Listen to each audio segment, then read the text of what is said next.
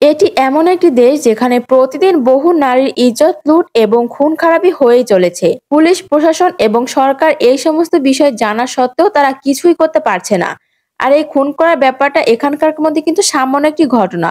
কিন্তু অবাক করার মতো ব্যাপার এটাই যে এত বড় ক্রাইমও যেখানকার সরকার বা পুলিশের কোনো হস্তক্ষেপই নেই, সেখানে ঘরে বসে সিগারেট খাওয়া বেআইনি। শুধু তাই নয়, সমগ্র বিশ্বের মধ্যে এমন একটি দেশের অন্যতম সৌন্দর্যের প্রতীক। এত কিছু শুনে খুবই অবাক হচ্ছেন, তাই তো? চলুন আজকের এই ভিডিওটির মাধ্যমে সেই দেশের সম্পর্কে জানাবো যে দেশটি সমগ্র বিশ্বের মধ্যে কি আলাদাই নাজি করে তুলেছে। আর এই দেশটির নাম হচ্ছে হন্ডুরাস, যে দেশের রাস্তায় পা রাখা মানেই জীবন মরণের আশঙ্কা দ্বিগুণ পরিমাণে বেড়ে যায়। তাই চলুন বেশি দেরি না করে শুরু করা যাক আজকের ভিডিওটি।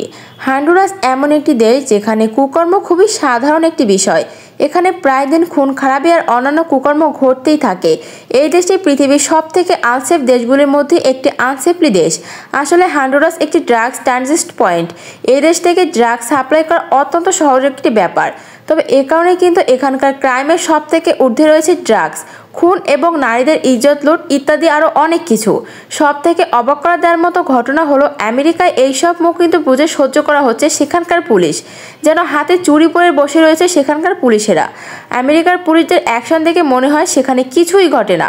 আসলে সেখানকার বড়সড় গ্যাংগুলিকে পুলিশও ভয় পায়। কখনো কখনো এমনটা হয়েছে যে পুলিশের বাধা দিতে গেলে তাদের উপরেই হামলা করা হয়েছে। আর এই সকল ঘটনা উপরমহলের কানে পৌঁছালে তারা এই গ্যাংগুলির বিরুদ্ধে কোনো অ্যাকশন নেয় না।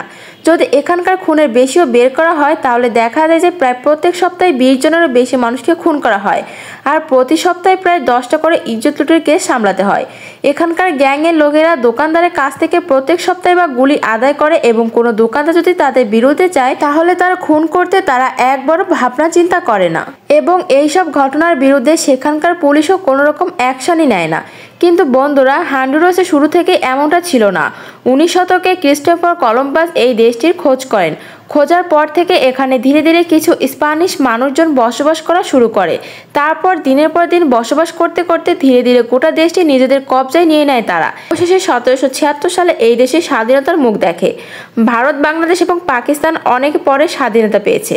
তবে ভারতের থেকে প্রায় 126 বছর আগে এই দেশে স্বাধীনতা পেয়েছিল।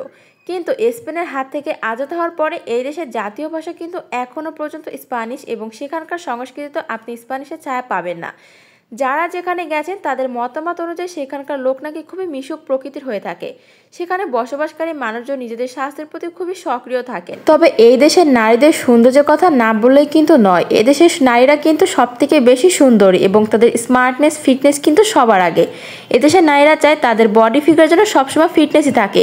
এই জন্য কিন্তু তারা প্রতিবার জিমে যে প্রতিদিনই কিন্তু তারা ডায়েট করে এবং তারা কিন্তু ইয়োগাও করে, শুধুমাত্র তাদেরকে ফিটনেসকে ধরে রাখার জন্য। তো বন্ধুরা, আপনি একটা ব্যাপার জানলে অবাক হবেন যে হন্ডুরাসে কিন্তু আপনি হয়তো হাতে গোনা কয়েকজন পাবেন যাদের গায়ে কোনো রকম ট্যাটু নেই। তবে এখানকার প্রায় 90% মানুষ নিজেদের শরীরে ট্যাটু করে রেখেছে। কেউ কেউ তো এই সুন্দর চোখটাকেও ছাড়েনি, চোখ পর্যন্ত কিন্তু তারা ট্যাটু করিয়েছে। তো বন্ধুরা, এই ছিল আমার হন্ডুরাস দেশ সম্পর্কে সব অজানা ও রহস্যময় কিছু তথ্য। তো আপনাদের কাছে এই দেশটি কেমন লাগলো এবং এই দেশের নারীদেরকে আপনাদের কেমন লাগলো অবশ্যই কিন্তু দেশটিতে একবার হলেও ঘুরে যাবেন। তো আপনাদেরকে অসংখ্য ধন্যবাদ মায়ের যেহেতু চ্যানেল থেকে আমাদের ভিডিওটি সম্পূর্ণ দেখার জন্য। সবাই ভালো থাকবেন, সুস্থ থাকবেন। দেখা হচ্ছে আপনাদের সাথে কোনো এক পরবর্তী ভিডিওতে। এরপরে কোন দেশ সম্পর্কে জানতে চান অবশ্যই কমেন্ট করুন।